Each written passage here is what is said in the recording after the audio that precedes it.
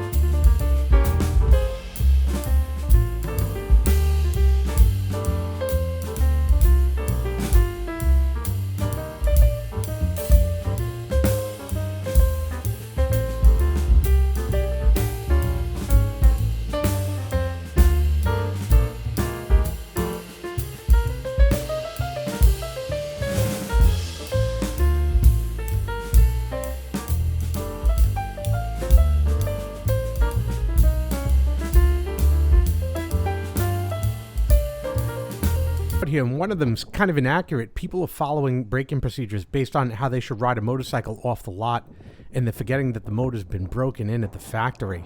More of a depiction of how I should be driving it after the rings are seated, and that's what we're going to be doing. We're going to be taking it onto a stretcher road and seating the rings, but the goal is also to seat the rings, not to beat the crap out of a brand new motor. We already have a couple of heat cycles under our belt, one to set the carb and one to do the timing with Jason. As I wait for the flatbed in the early morning hours, I was able to get that front tire done. We'll be putting the last piece on the bike before we go.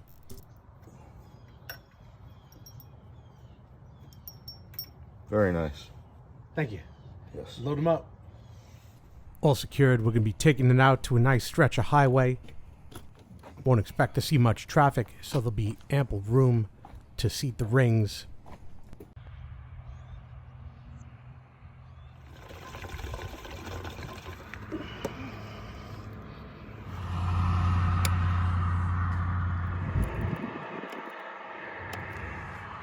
At this point, I switched to the GoPro.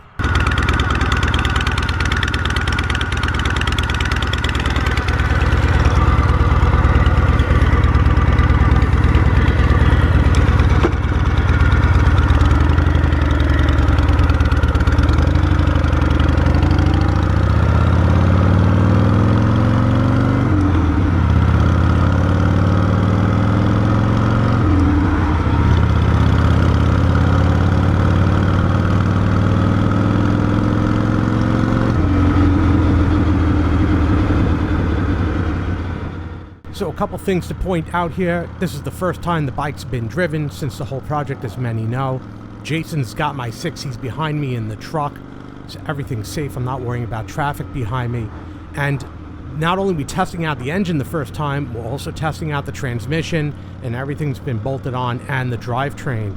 In third gear right now, there's no way I could do pulls from 30 to 50 because that would bring the RPMs way too low. See that I'm actually pulling from 40 to 60. And this is the first couple of attempts as I do this. I do later drop it down into second gear and do pulls from 30 to 50. I don't want to start off like that. I do want to make sure that everything is operating correctly on this engine, transmission, and the whole bike all around. The bike is muffled because it is in the sealed GoPro.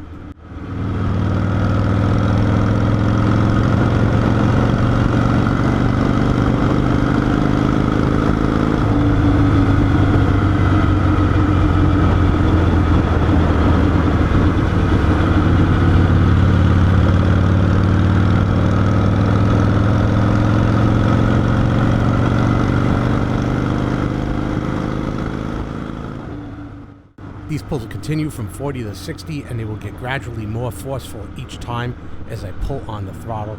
Also very important, once you reach 60, I just drop my hand off the throttle and let it decelerate all the way down.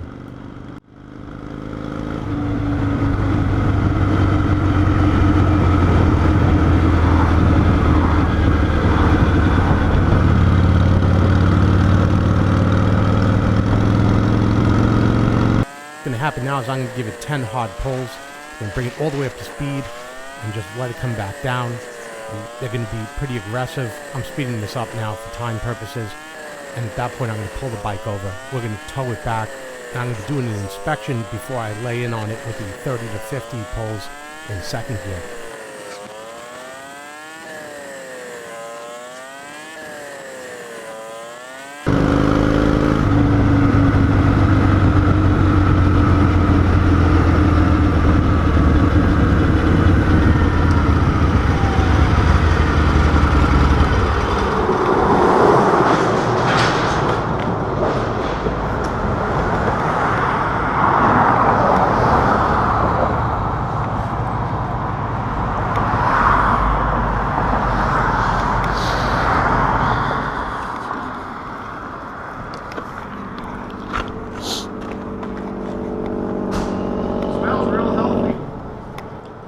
Yeah, very happy with it.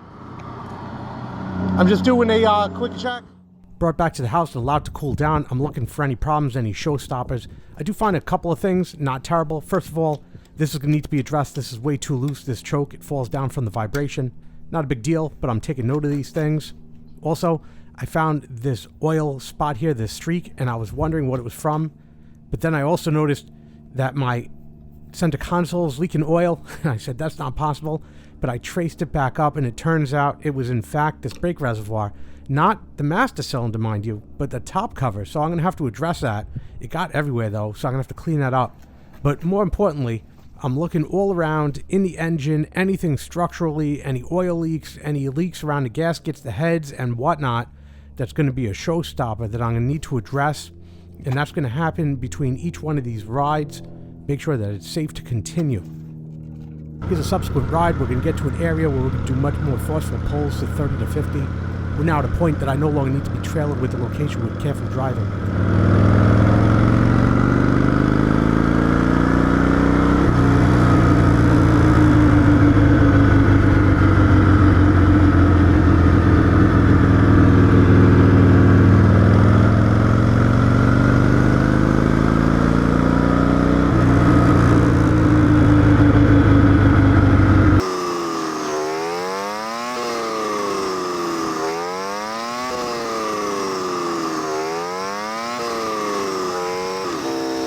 Several pulls were edited from the video in the interest of time. I then cruised around, never at the same speed, till I hit 25 miles.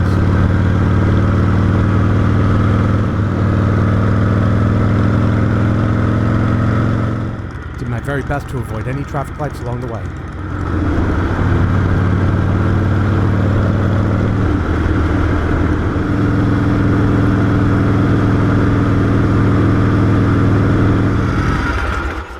25 miles at the front door. It's time to go back on the lift.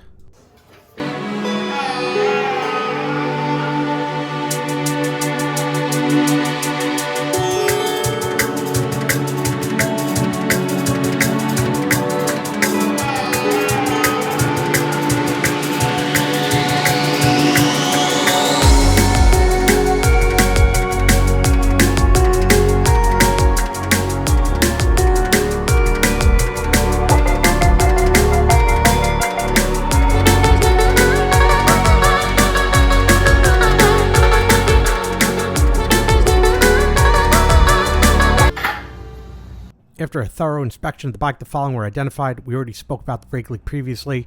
I've also identified a loose front exhaust ever so slightly. We can see it right here. Somehow it wasn't tight enough, so I'm going to have to tighten that and recheck it. The seal for the oil bag drain bolt is leaking. That surprised me, so I'm going to have to get a replacement seal for this. We can see a little drip right here. The choke handle tension, I pointed that out also before. This is going to have to be adjusted and tightened. As I remove this piece anyway, I'm just going to adjust this to make sure that's solved. And this one is still bothering me. This is for the transmission oil level. Still a slight leak right here. I don't know if it should be tightened a little more or what. One thing that really pleased me though, been sitting on this lift for a week and there's not a drop of oil on the lift. Amazing for an AMF bike. After 25 miles, it's important to me that the head and base bolts are rechecked to make sure they haven't loosened. With that in mind, the air filter assembly is definitely going to be removed and the push rods are going to be removed. So with the filter assembly removed, I'm going to knock out this problem right quick. As I turn the screw, I realized that I was no near the correct setting for tightness on this thing. So it was about 1.5 turns to full tightness. And now it's resolved. So that was an easy fix. We can see it'll stay up now. I just mark that one off. Done. Pull the plugs as necessary for this task. The front one is a little sootier than the other. Not there at the top of the element. No horror shows. So I'm not going to pass judgment on the plugs. I got a couple 100 miles on them. Got some real driving. Back one less sootier. Again, looking okay. Not going to pass judgment yet. Plug holes are now taped up so nothing gets into them. Bike is back on the jack. Tranny's in fourth. As I pull out each push rod, I'm wrapping everything up in tinfoil because this is just a short-term situation and I'm labeling them. Rear exhaust, and here's all 4 push rods now removed.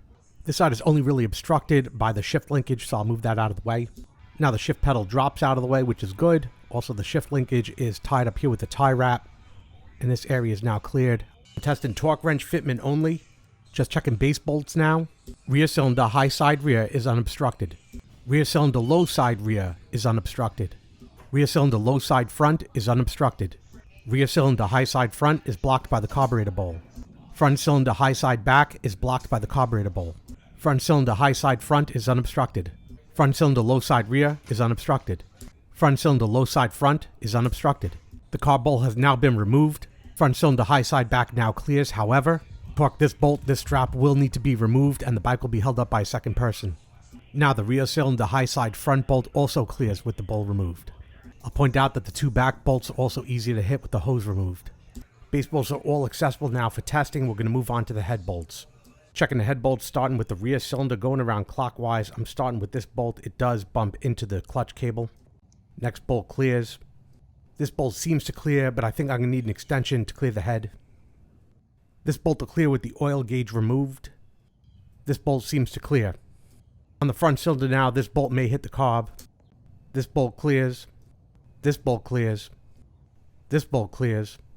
And running between the shift lever, we can see that this bolt clears. That covers clearance for all base and head bolts. We're now ready for testing. The torque wrench is now set to 36 foot-pounds. I'll be testing in a tightening pattern.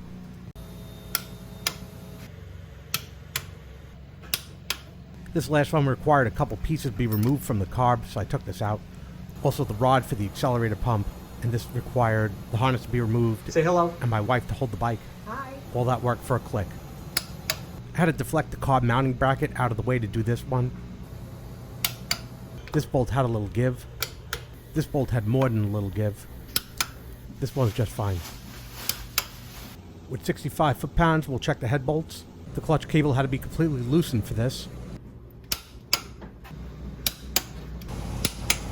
The oil pressure gauge needed to be removed.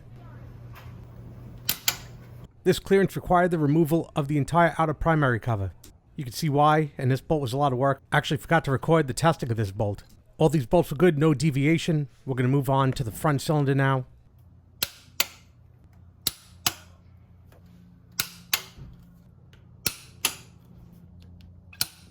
Front cylinder bolts were good as well. Give everything here one last visual inspection while everything's removed. I'll go around everywhere. Everything's looking good. We could start buttoning it up. Let's take a look at the other side. Everything's looking good on this side too. I don't see any problems checking here in the primary. And after 25 miles, I don't see any belt residue anywhere. And that tells me that the pulleys are both perfectly aligned and there's no belt wear in this direction as well as this direction. So very nice. Jumping over to the exhaust, I immediately saw that this bolt was loose and make my way up here. It did rattle this bolt a little bit loose. So I was able to fix that, tighten them down a lot better than before. And I've just put a little RTV that would indicate if it got loose again. So I'll check that one off. This will be my little montage of putting everything back together.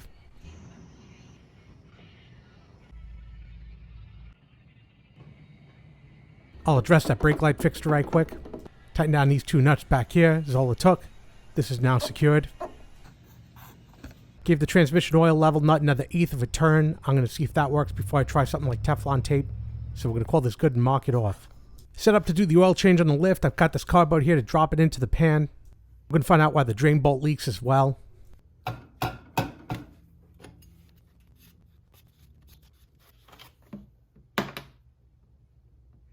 Here's the magnetic drain bolt with our braking material. I'm going to clean off the oil from it. We'll have a look at this.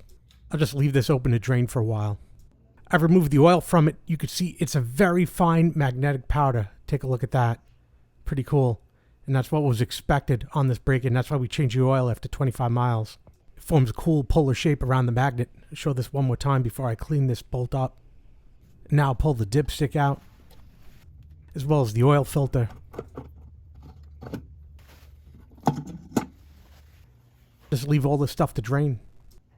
I cleaned up the oil plug and the seal, and as I put the old seal on, we could see that it probably was not the right seal, causing the leak. And I had bought a new one from JP Cycle, but as I put them up together, we could see that it was not the right size.